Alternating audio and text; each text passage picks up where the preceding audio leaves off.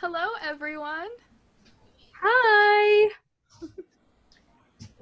Welcome to Citrustage's Talkback for American Son. We are really excited to see everybody here. Just some general housekeeping notes. If everyone would check and make sure that they are muted at all times while the guests or Emmie is speaking. That way we can avoid any kind of unnecessary background noise so we can get the best viewer experience for everybody here. We're going to go through some pre-written questions, and then at the end you will have a chance to ask the panelists your own questions. And without any further ado, I turn it over to co-founder of Citrustage, my friend, Emmie D'Amico. Well, thank you, Sydney Wyatt. Hello, everyone. Thank you so much for joining us. I know you're probably your heartstrings have been torn apart because you've only had 15 minutes between the live viewing with the tweeting and right now. But I'd just like to thank you all so much for coming and joining our little group to support the Black Lives Matter movement in a way that we can, in a socially distanced way, and to keep doing theater while the theaters are dark, because theater people are resilient as hell. So thank you so much for coming. We have fantastic guests with us today from the Pittsburgh Public Theater's production that got cut short due to COVID. We have Michael Patrick Trimm and also David Whelan, famed Pittsburgh actors, and the playwright and screenwriter of this very play, Christopher Damos Brown. Right there. So thank you all for coming and for sharing your expertise and your talent with the stage. We just want to say right off the bat, we do notice that our whole panel is white men, and we two co-founders are white women. Our goal at the beginning was not to have an entirely white panel. We reached out to a lot of people of color to comment and help, and we don't want to be a burden to people of color. So I think the shift of the narrative here is that we, as a group of white people, are educating ourselves without saying, hello, can you tell me about your experience? We're listening to people that already told their stories, and we're Googling things on our own without burdening people who are already going through so much in this country, especially right now. So that's kind of the name of the game, but we'll also ask questions about theater, about film, and acting, and how this play in particular and movie has affected the lives of the people in it. So we'd just like to start off with Christopher Damos Brown. Am I pronouncing your name correctly? Yep. Wonderful! Score one! So I just wanted to ask you, how did you prepare to write this play?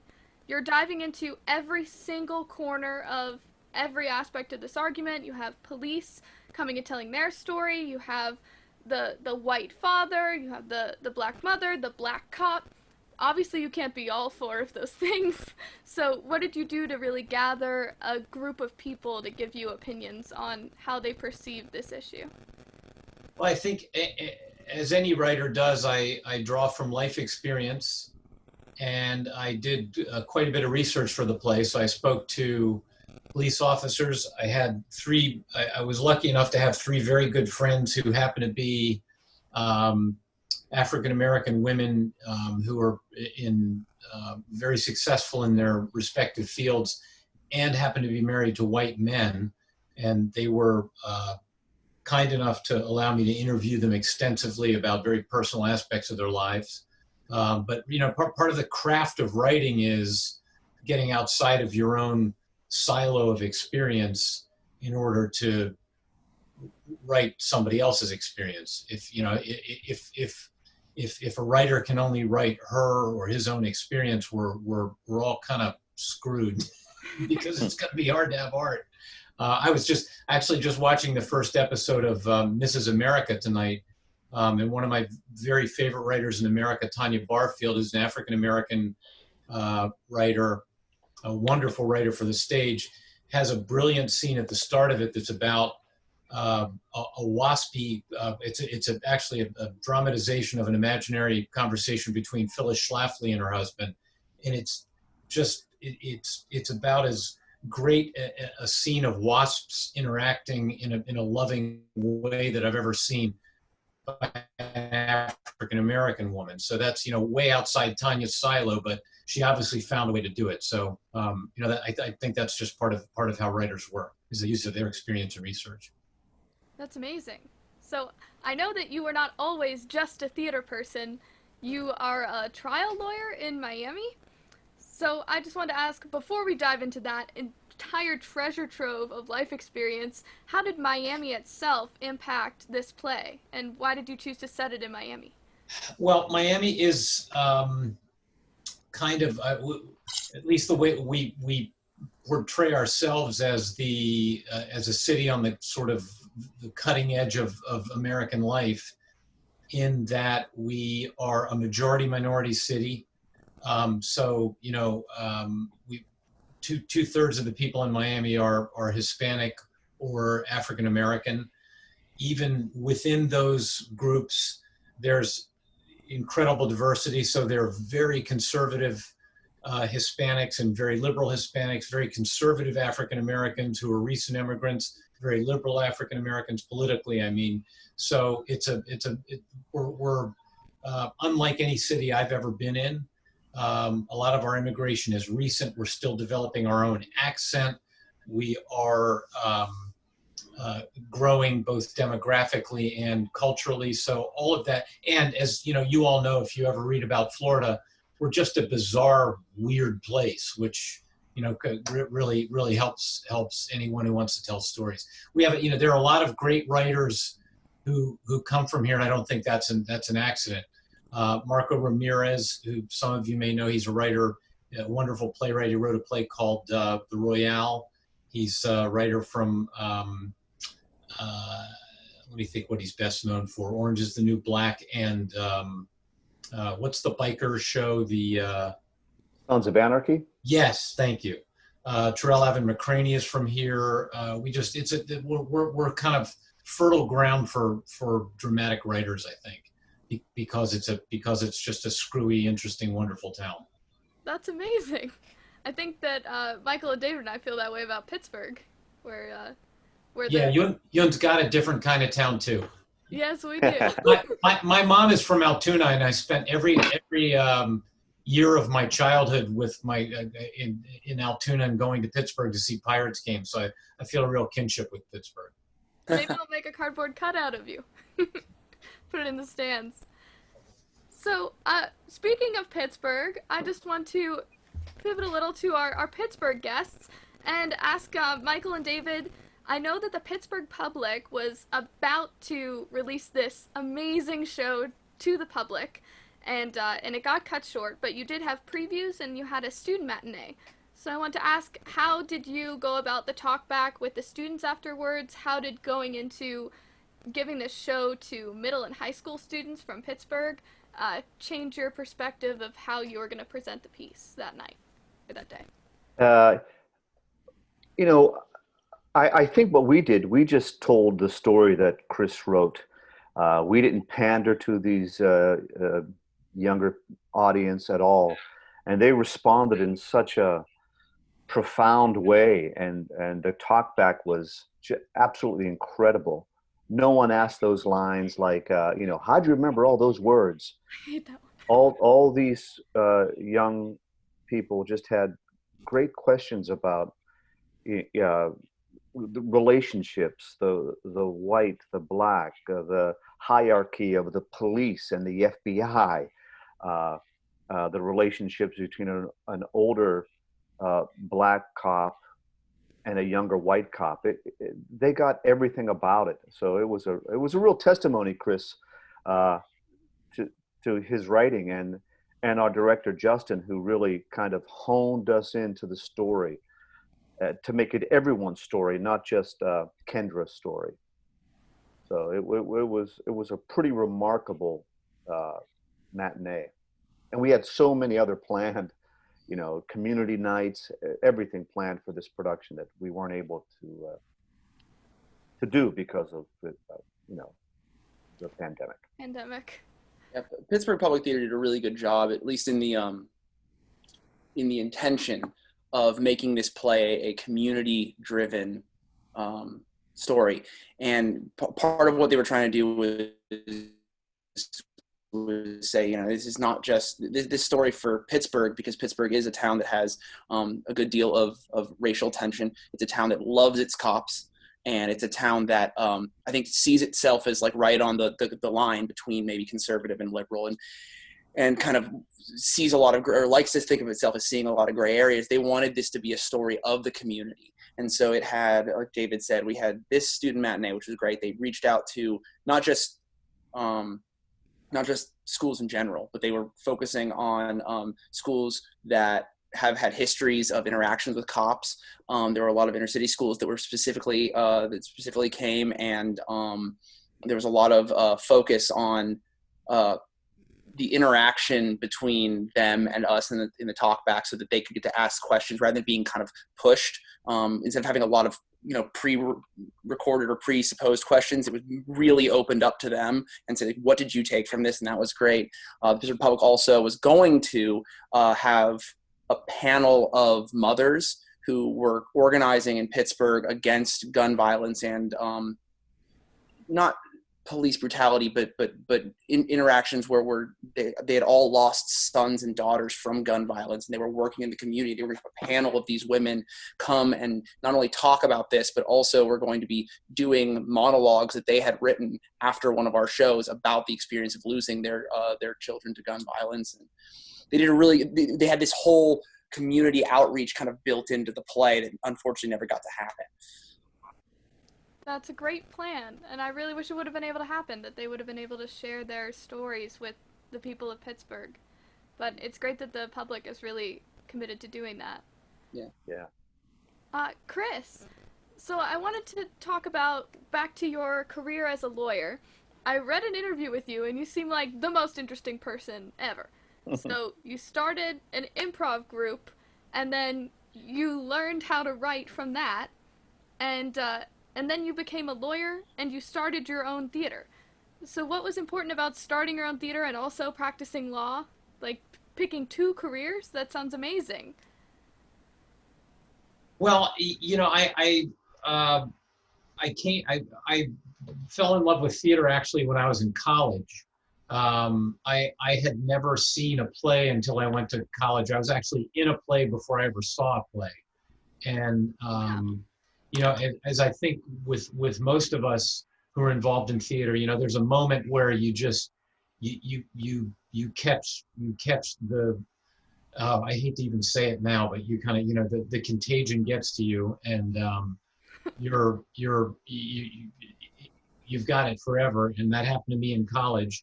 And I started writing, and I was, I'm kind of a mediocre actor, but just enough of an actor to appreciate what an actor really really needs. So I try to write in a way that makes an actor's job easy. I don't always succeed at that, but my experience as an actor, and a limited one, I think guides my writing a lot. But yeah, I really learned. I don't think there are as many opportunities for writers as there ought to be to do what I had an opportunity to do when I was young, which is write and suck and fail and embarrass yourself, which is what I got to do in various sketch comedy and improv groups. So I got a chance to do hundreds and hundreds of short pieces that some succeeded, most failed, without much consequence. And that was a great training ground. Being a lawyer is a great training ground because there's a discipline to it. It's inherently adversarial. There are aspects of the practice of law that translate really well into writing. I read a lot of transcripts. I create a lot of transcripts and then get to go back and see how the spoken word translates onto the page and vice versa. So all those things work together really well. That's fantastic. Yes, it really... Watching back this movie after knowing your connection with the law, you could tell that you knew exactly what the laws were, especially when David's character gets arrested. Yeah, that's certainly helpful, and I tend to I think I became a lawyer partly because I'm interested in the aspects of how we organize ourselves as a society, and I think there's a reason that those issues creep into plays in general, but certainly in my plays, there's always, not always, but usually some issue of law or justice that I'm trying to explore. That's great. I mean, it's something you have lots of firsthand knowledge about. Like you said, you can read the transcripts and you could see how dialogue translates to paper. I feel like that's something that's very hard for beginning playwrights. A lot of the women on this call tonight are from our theater department, and we all joined the mock trial team for a little bit just to try out some more theater, and I stayed on it and loved it. But it's a really fun way to experience more theatrical life in your more than just on the proscenium, on the stage. It's almost like immersive theater to be in a courtroom. Yeah, I mean, I tell when I do courses and seminars for young writers and actors, one of the things I tell people is I think every moment of our lives is performative in some sense. I'm performing for you right now. I want to not look like an idiot. I want to, if I thought through it, there are probably 4 or 5 things I'm trying to do performatively. If my daughter walked in the room right now, my tone would change because my status relationship would change. I'd be, hey, hold on, I'm talking. You would hear that, right? One of the things that the law is really good at is kind of engaging that performative aspect of the way we behave in very rigid ways and kind of codifying it. And it's interesting, and it's really it's helped me a lot as a playwright. And I think there's a reason there are a lot of lawyers who succeed in dramatic writing. That's great. Yeah, academia and theater have such a connection that it isn't exactly apparent at the beginning. A lot of people are like, oh, theater's a blow-off major. And as a lot of us know, it's definitely not. So this is a question for all 3 of you, and I think it's my favorite question for the whole thing. How did your research and your experience writing this play, I mean, Chris, this has probably been years of your life from writing to production to Broadway to Netflix, and for David and Michael, just the production of rehearsals and previews and student matinees, how did having this text in your life experience what you notice about race, about police, about the way things are portrayed in the news? Yeah, well, my dad was a cop for 9 years in Pittsburgh.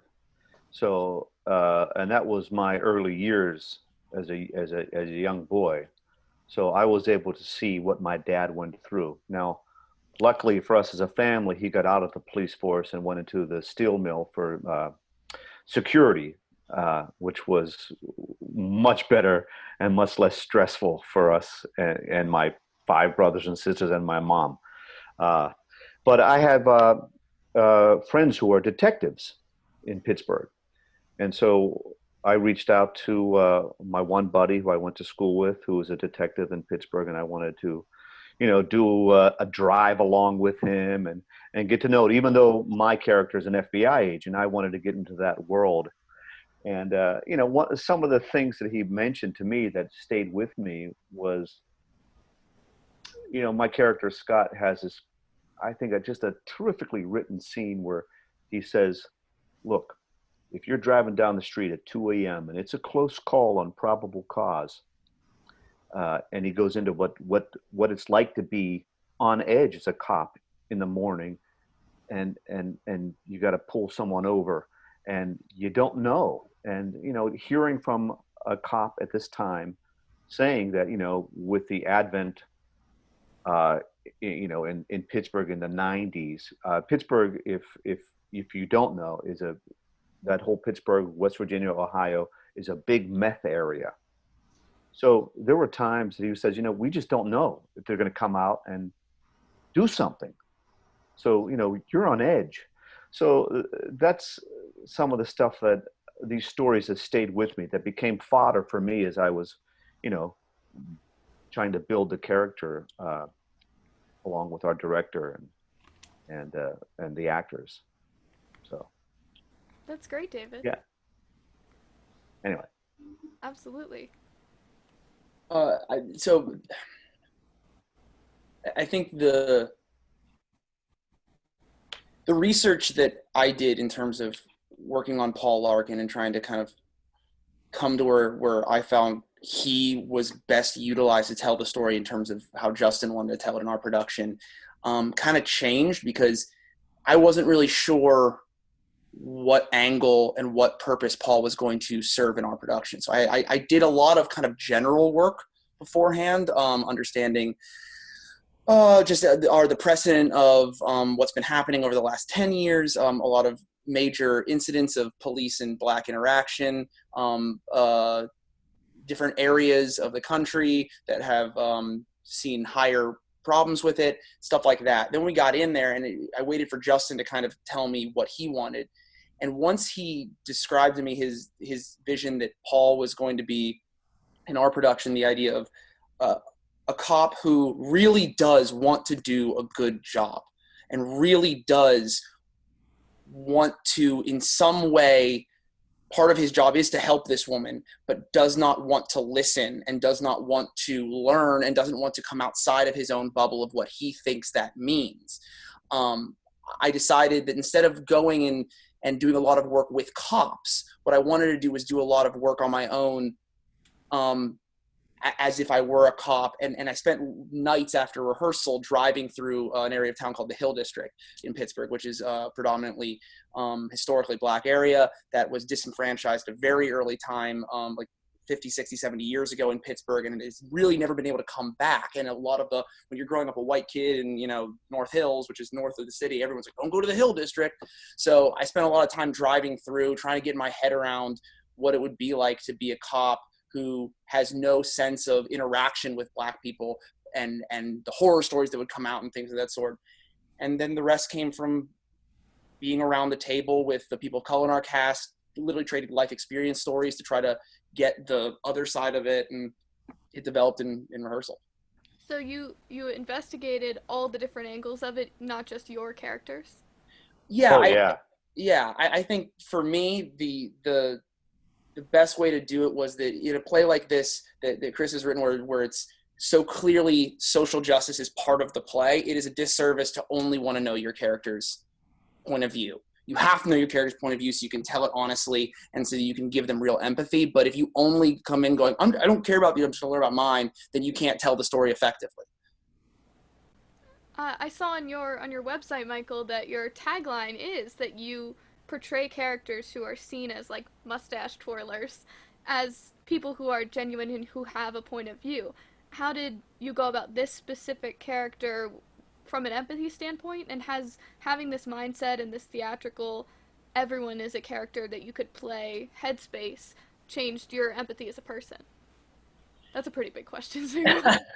Yeah, the reason that's kind of my tagline as an actor is that it's twofold. One, that's what I'm good at. I'm a very earnest actor. I bring a lot of empathy and a lot of like trying to take the human side of people rather than seeing them as one side or the other. That's just it's my niche. But the reason that I like doing that is because, and part of the reason why I enjoyed Paul Larkin so much is because I don't believe that if storytelling is going to be more than entertainment, if it's going to be a tool that we use for whatever, then it becomes an ineffective tool when we give audience members easy ways out. And the easiest thing an audience member can do as a way out is to write off characters in the script as not like me. I could never be like that. That's a bad person. That's a whatever. And so for me, for Paul Larkin, I refused on day one. This man has to be inherently a good person or I will not be able to play him. And I will not be able to tell his part of the story in a way where you see that he is also a flawed person and that I too could be a flawed person. That's great. And it's really a testament to Chris's writing too, that there's some evidence, especially right when Kenny leaves the room and you're like, shit. Yeah. I know I messed up there. That's a fantastic line. It's in the text. Chris has done a great job of giving plenty of opportunities for humanity in Paul.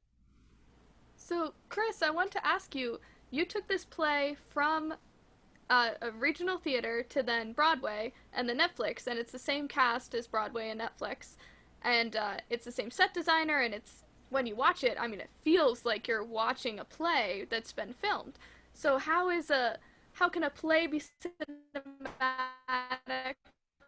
and how can film be theatrical in your Well, opinion? actually, How does that if transfer? I had had my way, I would have actually adapted the stage play a little bit differently. What Netflix decided they wanted to do was, American Son was sort of a pilot program. They had done, they had filmed Bruce Springsteen on Broadway, and it had been very successful. And that was easy. It was basically sticking a camera in the theater, and everybody knows who Bruce Springsteen is, and it was, you know, dying to see that. So they decided that the next step was taking a small cast play that they thought had some heft to it, that they could translate quickly and easily and get from the stage to the screen in a short amount of time. Because what the large streaming companies, the Netflix and HBO and Hulu and Apple are looking for now is content. They want a lot of options for their viewers, and the faster and the cheaper they can get something to screen, the better. And this was an opportunity where Carrie and Steve and Carrie's production company were really interested in trying to get this turned into a movie. And we were able, as soon as the show was done, to go to a soundstage in Brooklyn and shoot it. So the costs were relatively low, and they were able to get it to screen quickly. I think the result is about 70% of what I'd like it to have been. I would prefer to have adapted it into a more cinematic experience, because I think it's still more of a quasi-theatrical experience. And my preference would have been either just shoot it in the theater or adapt it, rather than sort of taking the middle road. But that's sort of the genesis of the Netflix film. And I think it worked out. Well, you got nominated for an Emmy, so. Yeah, so there is that. I feel, because I have a very short attention span as an audience member, I do want to get out of that room sometimes when I'm not actually in it with the actors live. I have a much, you know, as most of us do in theater, I can sit there for a long time if, you know, I have somebody, you know, actually spitting and talking and singing in front of me. But once I get removed, I need a little bit more, you know, car crash and spectacle. So, but yeah, so basically this play was kind of an experiment for Netflix. So I'm hopeful that its success and the Emmy nomination will allow other plays to have the same journey. This is building off a question we got from Callie Miles, who's a New York actress. She wanted to know, do you think that this sort of filming of a play could be the future of theater, especially in COVID?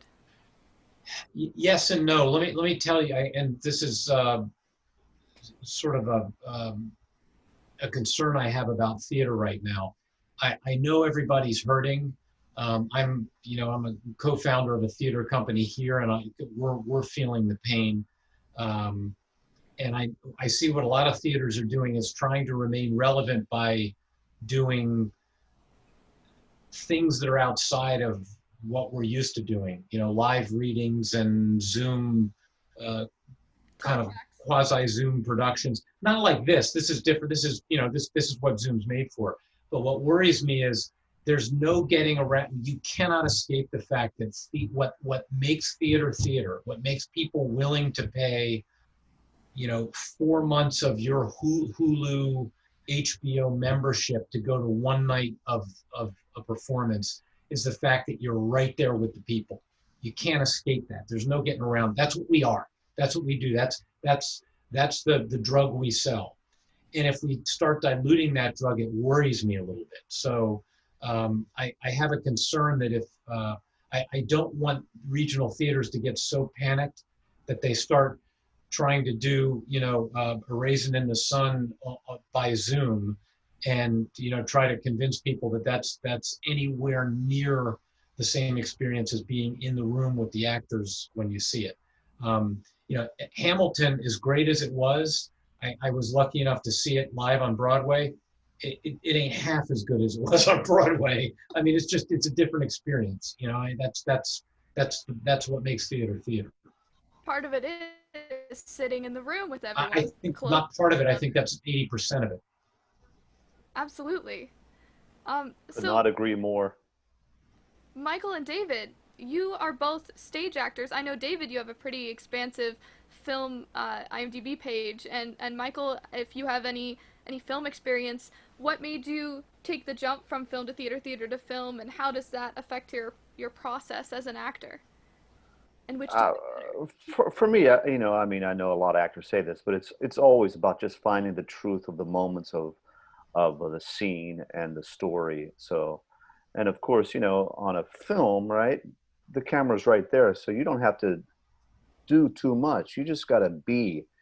You know, a famous casting director told me, Mally Finn, who passed away. She said, you know, in theater, you know, they want to know three things: that you understand the play, understand the part, you can be directed. This is auditioning. On film, they want three things too, and that's be the character now, be the character now, be the character now. Meaning you got to just be it, you know, and you don't have to project it to 700, 800 people. I mean, you can think it, you know, but you have to have the true, you know, backstory, emotion, action to be played too. So I love being able to go back and forth between, you know, theater and film, and you know, stretch those muscles, because they're different muscles, but they're the same muscles. Absolutely. It's like you can do your hamstring stretches for ballet, and you can do your hamstring stretches for soccer, and they'll be very different, even though Totally. That's a great analogy.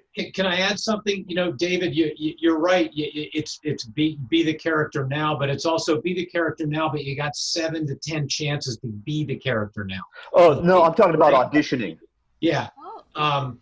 But you know, the thing you can't reproduce on film that happens in theater is, you know, you've all seen at some point in your lives, I'm sure, a production of Hamlet, where by about early act 4, you're going, how the hell is this guy, just like the sheer amount of stage time that Hamlet has, and all the ups and downs, and it's just, you know, the sheer physical accomplishment of being on stage becomes part of what you as an audience member are thrilled by.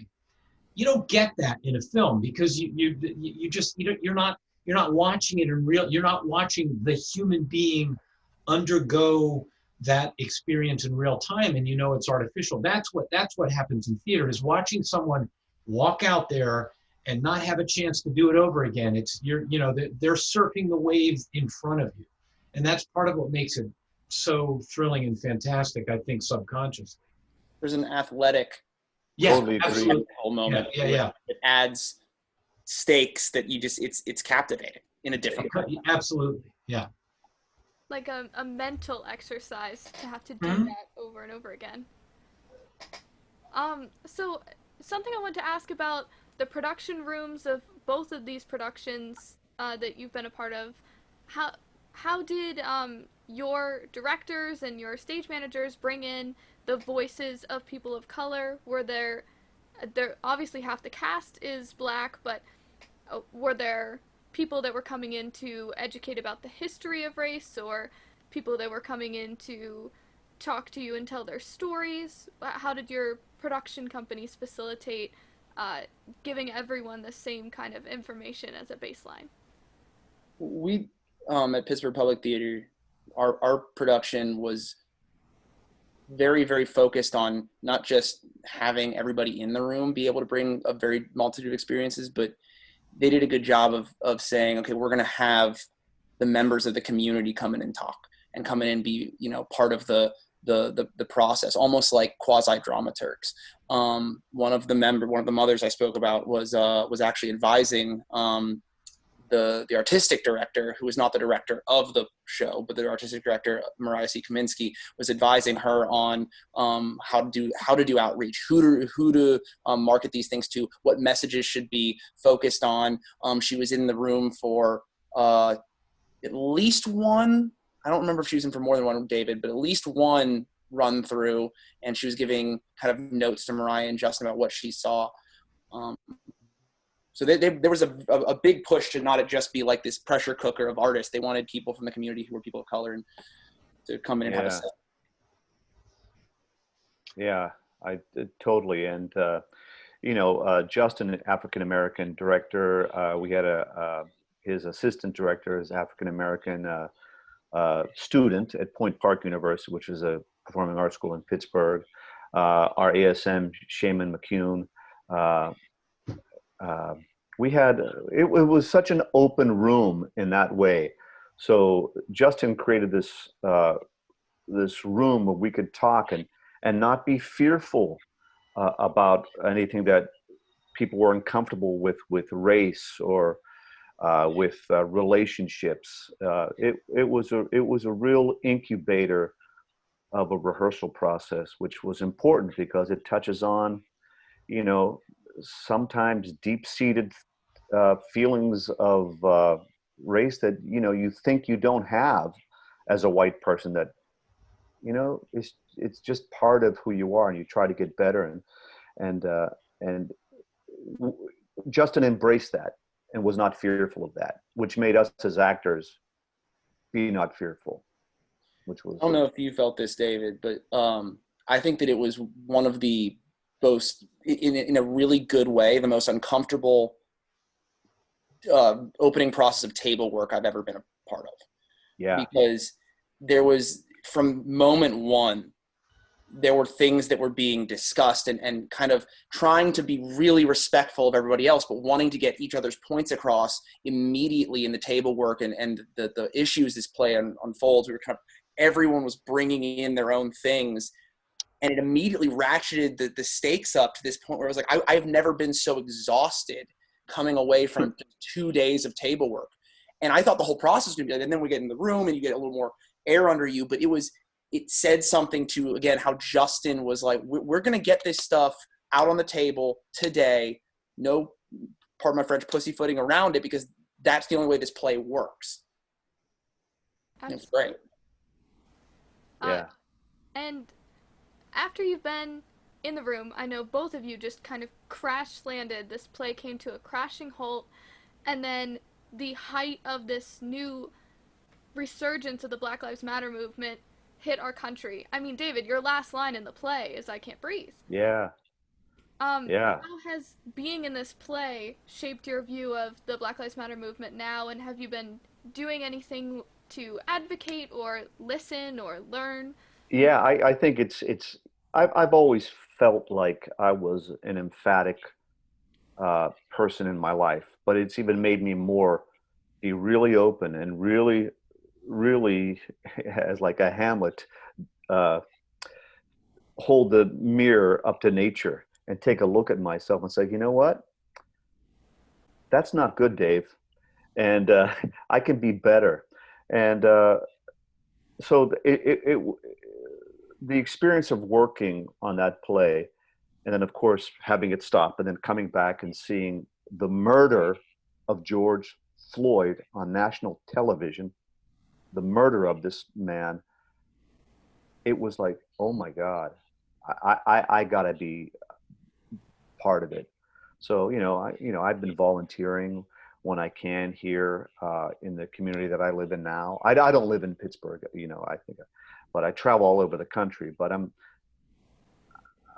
trying to better myself even more than I thought I was. I was a big brother in Harlem when I lived in New York City, and it just made me realize that, just like this pandemic, man, we are all in this together, and we're only going to get better if we all look at it that way. We all have an implicit bias, and it's a responsibility for ourselves. And that's what the play, for me, what it says to me, and what Justin says. Justin used to say, "Am I right, Michael?" When we would start the play, he goes, "Hey guys, listen, just take care of each other out there."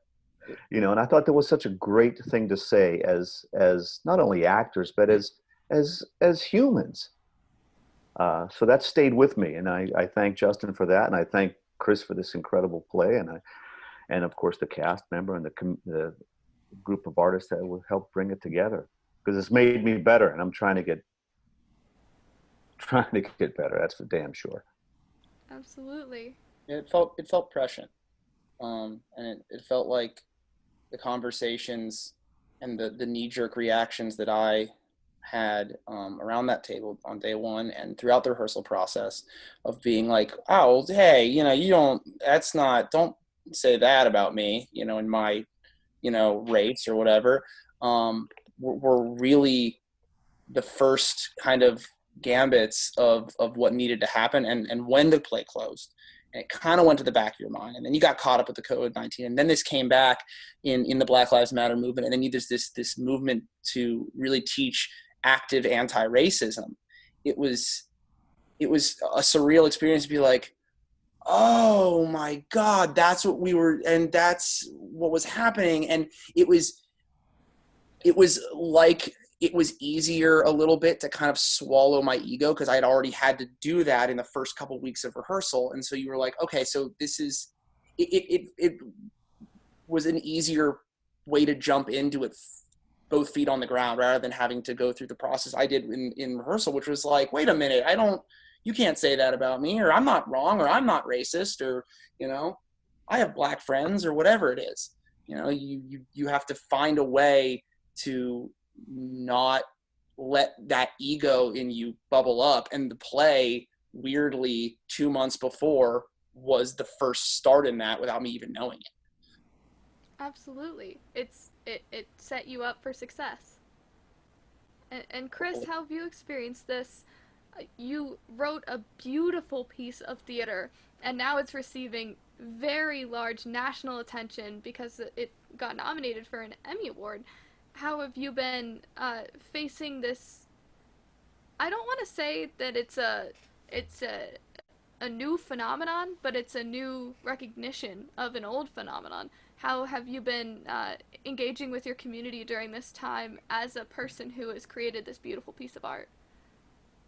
Well, first of all, thank you for all of the really kind compliments. One of the things that's been strange is to hear, I've actually, in the last couple weeks, gotten some criticism from people who have said, oh, this Netflix film is attempting to capitalize on the death of George Floyd by, in the last line of the play is a sort of naked play on this moment, when the play was written 4 years before this happened.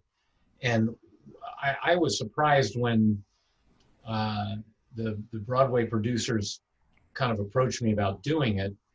I naively told them, listen, I wrote this play because I was really upset about, in particular, Trayvon Martin and Tamir Rice. As a parent, I was just so deeply troubled by the fact that I live in a world where a child can be this vulnerable, that I wrote a play. That was my impetus. I don't think this is what I told the Broadway producer. I don't think this is going to be relevant by the time you get this thing up on the boards. But I'm happy to have you do it because I'd love to have a play on Broadway. So go have at it. And they were a lot smarter than I was, sadly, because this issue hasn't gone away. Because I think. And part of what I think is a little bit of a problem with the Black Lives Matter movement and all of the non-African Americans' response to the Black Lives Matter movement, all well-meaning non-African American people's response, is this is not about police brutality per se, I don't think. Because police brutality is really, to me, and what the play's meant to be about, it's an emblem of a much broader problem. The problem of the fact that American society, through government-sanctioned policies, has stolen wealth from African American people for 250 years through official policy. Up until today, we have policies that do these things. And the police are a symbol of that authority and how that authority abuses certain people in the country. And what surprised me is how,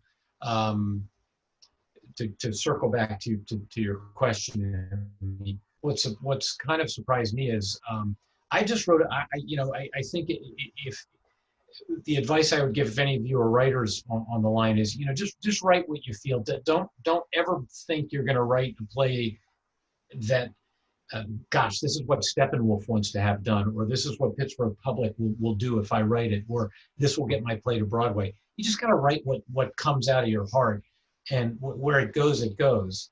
And this play really had, to me, it was my exploration of what I think race means to any person who's an American. And obviously it's from the perspective of a person who grew up with my experience. But the fact that it's kind of got caught some kind of a little bit of the zeitgeist, I have nothing, I can't speak to why that's happened. I mean, it's partly because a Broadway producer was interested in it. It's partly because, in large part because Kerry Washington was interested in the project. I call Kerry my Kerry godmother. And it's in large part because Netflix got interested in it. But, nobody can, if 10 years ago, a young Puerto Rican writer for stage had come to you as a theater, had come to any theater in the country and said, I got a killer idea. I'm going to write about Alexander Hamilton and make it a musical. Nobody's buying that piece of shit. Nobody. And they're all going to be wrong. You can't predict what's going to catch that's what's beautiful about theater. To me, the barrier to entry is low, and there's a vast canvas on which theaters are willing to let you paint. That's one of the things I'm hoping doesn't start happening, is that we start kind of talking ourselves out of being able to kind of paint with the whole array of colors. That's a fantastic point, Chris. We don't want to limit what theater is in its essence. It's why it's better than TV and why we dedicated our lives to it. To that end, I wanted to ask you to finalize my portion of questions, and then we'll open it up to questions from everyone. But this is a question for all three of you. Do you believe that theater and art can change the world? Do you think it can impact social change, and what you're doing is changing the face of history? I think it's the first step in changing the world. I don't think it's... Yeah, been doing it for thousands of years. Wholeheartedly, yes. Some people make the argument that, theater is so liberal now, and we just are a stage full of liberal people telling other liberal people that we're doing a good job.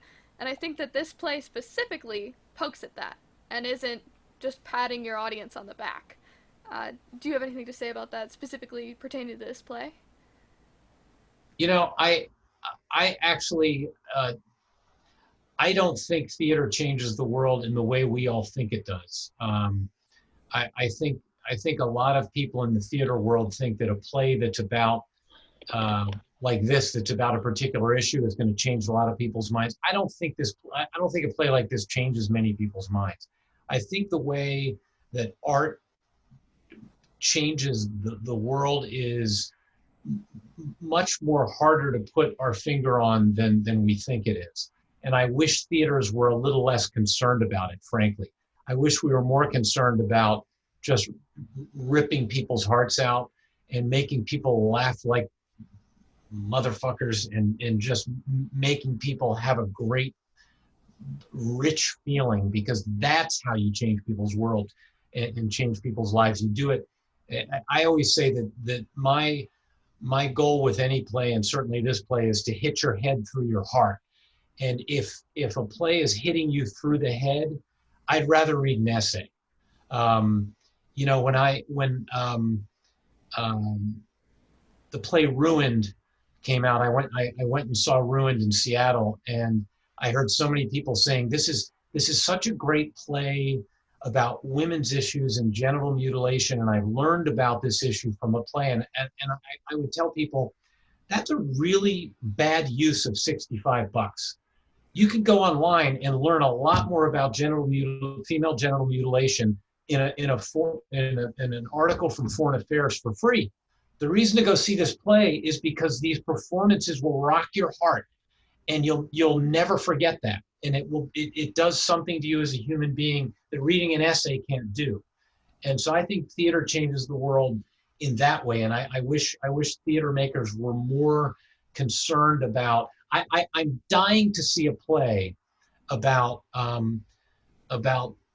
somebody who we want to hate, who's the Scottish king, like our president, who I come out of the theater crying for. I want to see that play, because that's the play that changes hearts and they'll change the world. So I think so. The answer is yes. I think theater changes the world, but I think we're so often trying to do it in the wrong way by hitting people intellectually, which is not what we're about.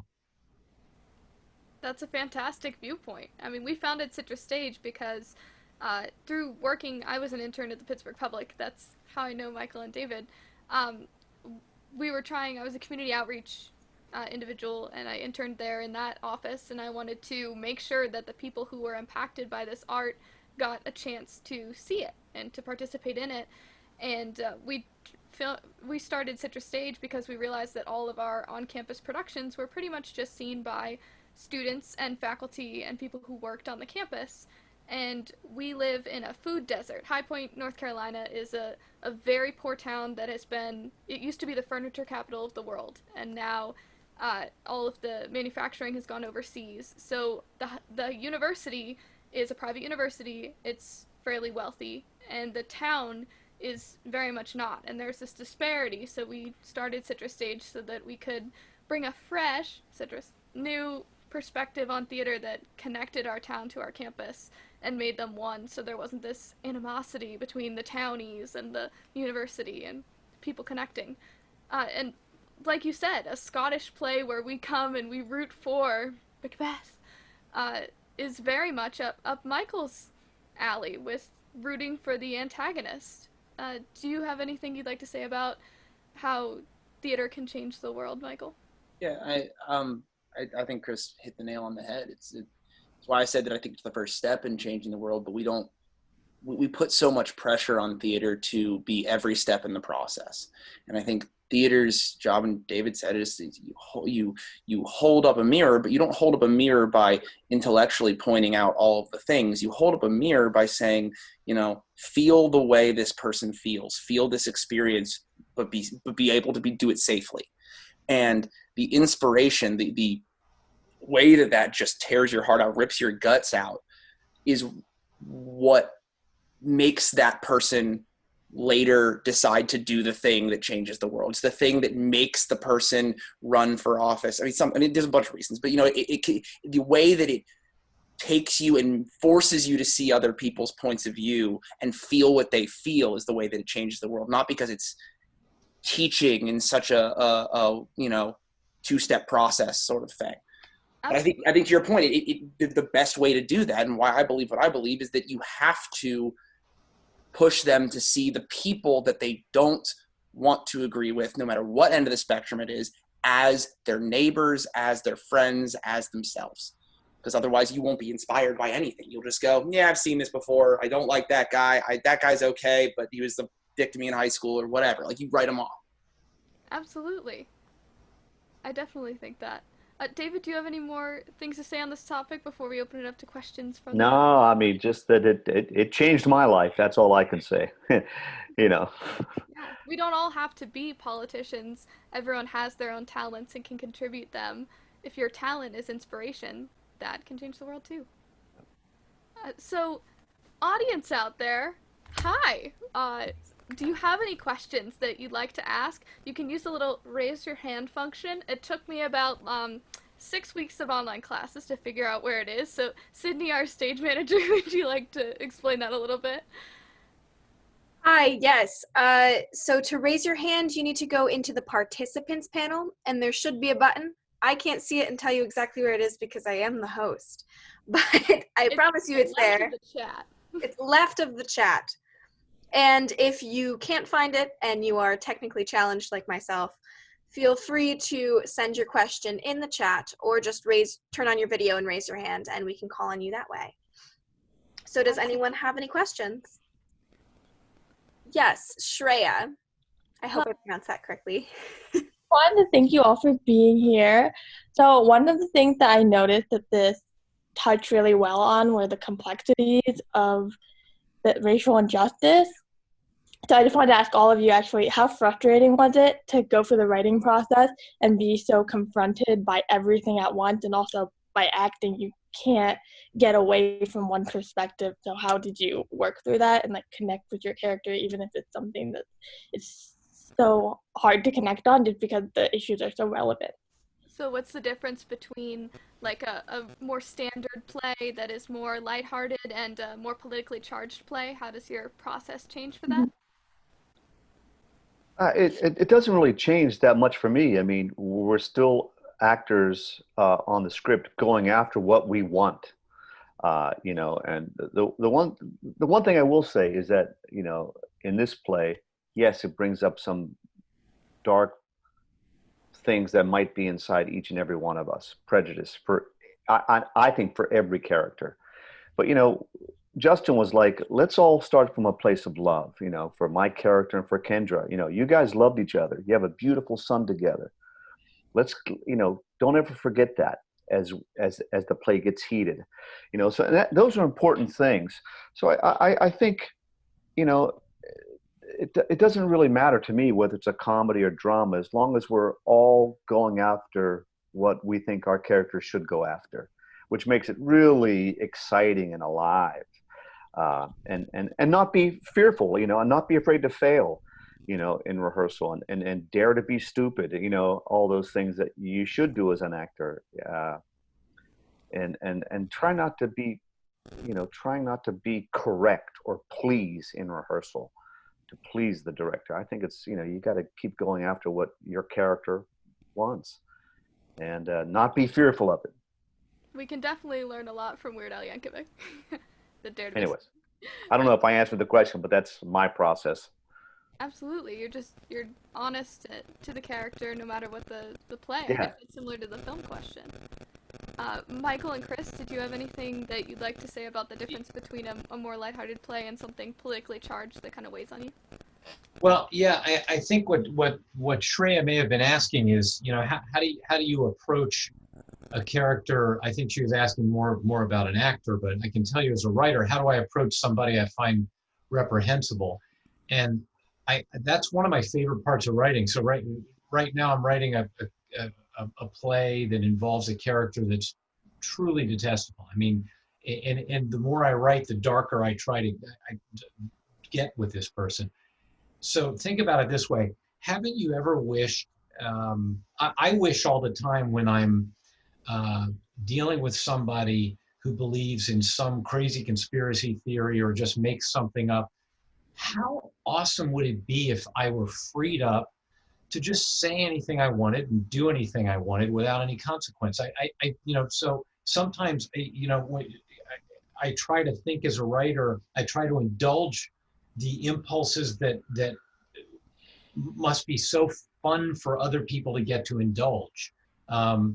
You know, just like when I have two daughters, they're teenagers now, but when they were young, you know, when a baby just walks around and, you know, colors on the wall or does whatever they want, how fun must that be? You know, to indulge in behavior that you can't be, you're not allowed in the confines of society to behave in. And that, to me, that's part of what theater is about, is to allow vicarious behavior on stage and to examine it. And so as a writer, I love that. And I found that, and you know, maybe Michael and David can speak to this, but actors much prefer to play awful, terrible, evil people than kind, you know, people wearing the white hat. It's just they're much more fun. And I don't know what that says about artists or human nature, but that's been my experience.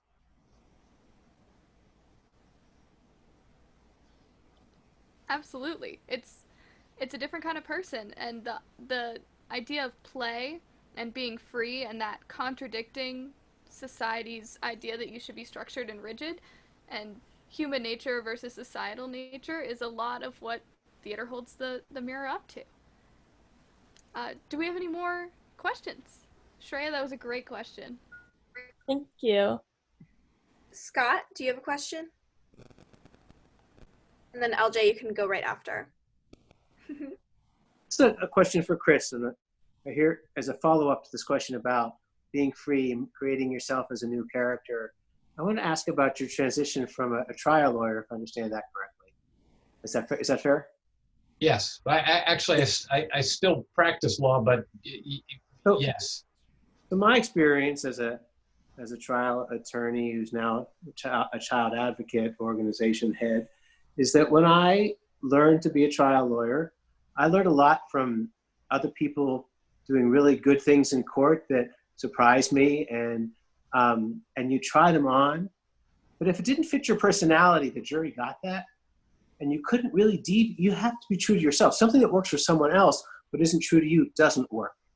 Yet what you're describing here is the opposite, where you could be whoever you want to be on the stage. So how do you go from a training as a trial lawyer, who in my experience, you have to learn what works purely for you, your personality and your persona in front of a jury that can't be false to that, to something that can be, to writing something that can be all kinds of different characters that are so different from who you are, and allow an actor to be anyone they want to be, as opposed to a law student, a young lawyer who has to be true to himself. So I agree with you, but let me kind of modify. Let me see if I can kind of parse your question with my answer a little bit. Okay. I agree with you 100% because I was taught the same thing, and I found it to be true as a lawyer. If I'm not a seersucker Southern gentleman. If I try to be an avuncular Southern guy, it comes across as phony and BS, right? And that's what I learned too. You got to be yourself. If you're kind of a hard driving New Yorker guy, that's who you got to. If you're my cousin Vinny, that's who you got to be in court. Own who you are and be. But that doesn't mean you can't represent somebody who's accused of murder, or who's accused of child abuse, or who's accused of embezzling millions of dollars. And that's, so to me as a writer, I can't, I'm not Aaron Sorkin, I'm not Terrell Alvin McCraney, I'm not Tanya Barfield, I'm Chris Demos Brown, but that doesn't mean I can't write about an African-American mother. It doesn't mean I can't write about a white supremacist radio show host, and it doesn't mean I can't write about a lesbian army colonel, right? So to me, I can still represent those people, but it's going to come out, I'm going to do it my way, if that makes any sense. So that's how I would analogize it to the trial practice. So I had a parallel sort of to that, which is if you think about this, a lot of people think of trial lawyering as really just competitive storytelling, right? Each side has a set of facts that some you can't change, and there's a bunch of stuff that's gray in the middle. And it's whoever can create this story in the best way that's true to themselves, that has their supporting cast, their witnesses, their client, be able to come across in a way that makes it most believable work. Did you find that do you agree with that? And have you taken sort of that aspect of that sort of what I'm framing as competitive storytelling into your storytelling as a playwright? Yes, and in fact, I think at least my experience and what I've learned as a lawyer has been that jurors tend to fill in about 80% of the facts. So you need to kind of guide them to where they already want to go. People tend to do that naturally. So to me, storytelling on stage is largely about harnessing people's assumptions and then kind of guiding them in the way you want them to go. So for example, part of, to me, what makes the characters in American Son, or what I hope makes the characters in American Son interesting is I kind of push you as an audience into going the way to making the assumptions you want to make. And let me give you one example. You assume when an African-American older man walks onto the stage towards the end of the play that he's going to be an ally for Kendra. Why do you make that assumption? Because you assume that two black people are going to have some kinship with each other in these circumstances. And that turns out to be wrong. But what I'm doing is playing on your assumptions. And invariably, whether you're white or Asian or male or female, you make that assumption. Earlier in the play, you make the same assumption about Larkin and Scott, both because they're both white men and they're both police officers. You assume there's going to be a little bit of, oh, okay, we can let our hair down a little bit. Both of us got, we're right here, right? And that's part of what I think that obviously that's what trial lawyers do, right? This guy sitting right here, this is what good defense lawyers do. Raise your hands, during the jury selection process. Raise your hand if you think he's guilty just because he's sitting here. Everybody raises their hand. Good. We strike all them from the jury, right?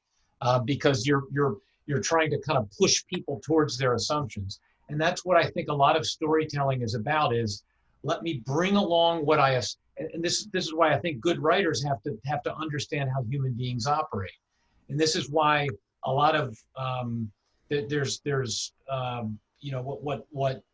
well, let me skip that. I think you have to kind of know how to marshal people's assumptions when you're telling a story. That's part of what makes Hamilton so brilliant, is there's so much dissonance between what you've been raised to believe and what you're seeing on stage about these characters. That's part of what Lin-Manuel Miranda is playing with at all times. Is you've been trained to see people a certain way, and just in the sheer fact of the person who's playing Thomas Jefferson, you're confronted with this super fast rapping African American guy with really long hair as Jefferson. And just the fact of that dissonance has an effect on you. Sorry, I kind of rambled on, but well, that's the whole point. You're here to talk. Thank you for your question, Scott. And I wanted to say something before we take our next question. Sydney and I have gotten a couple messages with people who wanted to donate to Citrustage. Thank you so much. That's so lovely, but we are not certified to take any sort of donation at all. So we think you should either donate to the ACLU, or I know, Scott, you mentioned you're a child advocacy lawyer. Do you want to tell us a little bit about Kids Voice, like a little 2-second spiel for another opportunity for somewhere you could donate? No, that's okay. I'll let you stick with some of the other things that you're doing with that. I'm here to support you and be a part of this, and not fundraise for our organization. But thank you. Of course. Well, they're doing great work over there at Kids Voice for Allegheny County. Do you guys have any more questions? I think we'll take one more because it's almost 11 o'clock on the East Coast. LJ has had his hand up, so LJ, it's all you. Okay, first of all, thank you for all of this. Funny thing you just mentioned, Stokes, Chris, because my college is actually doing a production of your show, and I just have the question on do you have any advice on how to approach him, especially since he dances on the line of, as soon as you see him walk on stage, you assume he's going to be on Kendra's side, except he's like on the complete opposite. Yet he seems to try to steer her towards what should be the right direction. Yet you just see him dancing on the line like perfectly of, oh, I am black, but I'm also a police officer, and he's like the vessel where you actually see both sides of the argument. Well, what I've found with my experience writing plays is what makes characters interesting is when they're super specific and when they deviate from what your expectations might be. So if you look through, there are a lot of clues as to who Stokes is and where he comes from. There are a lot of not clues there too, but let me just give you a couple examples. We know he's fought in the war, so we know he's been in the military. We know he's been in very frightening combat situations. So you know, an actor and director approaching this might say, this guy comes from a military family just like Scott does. This guy, you've seen this in the Colin Kaepernick phenomenon. There are a lot of, not a lot, but there have been prominent, you know, there are occasional Ben Carsons out there, people whose points of view don't make a lot of sense in the context of what we expect prominent African Americans to believe politically. That's who Stokes is. He's got a specific set of facts. I think Ben Carson is more doctor than anything else. I think that's what's defined his life. And I don't know if you all know any doctors. Doctors tend to be a little less liberal in their views. I can give you my theories on why that is, but that would be my view of Stokes. Stokes is more cop military guy than anything else. That's what shaped his life. And you get to be his age, 50, 55, you start to become what you've done for years and years. There are other clues to what he's done. I don't think Stokes is in any way blind to racism, and he's certainly not blind to I imagine Stokes has probably been the victim of racism his whole life. He's just found a different strategy for dealing with it. That's a strategy that we in 2020 find unacceptable, which is, I'm just going to sit here, take it, and try to get my paycheck and my pension. That's what we're all fighting against now. So, but that doesn't mean that guy hasn't found that strategy acceptable, if that makes any sense. Oh, it does. Totally. Kanye's whole platform was, yeah, black there you people go. are Democrats. That's a different example. I think Kanye has a whole different angle, which is Kanye. I think he's found that he's willing to do whatever he needs to say or do. He'll run for president if he thinks that'll work. I think that he's got a much more sort of cynical and interesting angle. I don't think Stokes is out there because he thinks he's going to make another $2 million off of dumping all over Kendra for the night. That's a great point. Well, thank you all for coming. This was a fantastic talkback. I really, really appreciated everyone coming and everyone's contributions. I think it was a space for us all to learn and grow. And if you have any other questions or comments that you'd like to put up, you can DM the Citrustage Instagram, and we'll be featuring some of them on our page. Just things to think about to keep this discussion going. So thank you so much for coming. I hope you enjoyed viewing this wonderful piece of theater and connecting with people from afar. So thank you all for coming, and we really appreciate our guest artists, Michael, David, and Chris. Thank you so much. Thank you. Thank you. It was a pleasure to meet you all. Yes, thank you. Have See a you guys. lovely night. Stay safe. Thank you guys.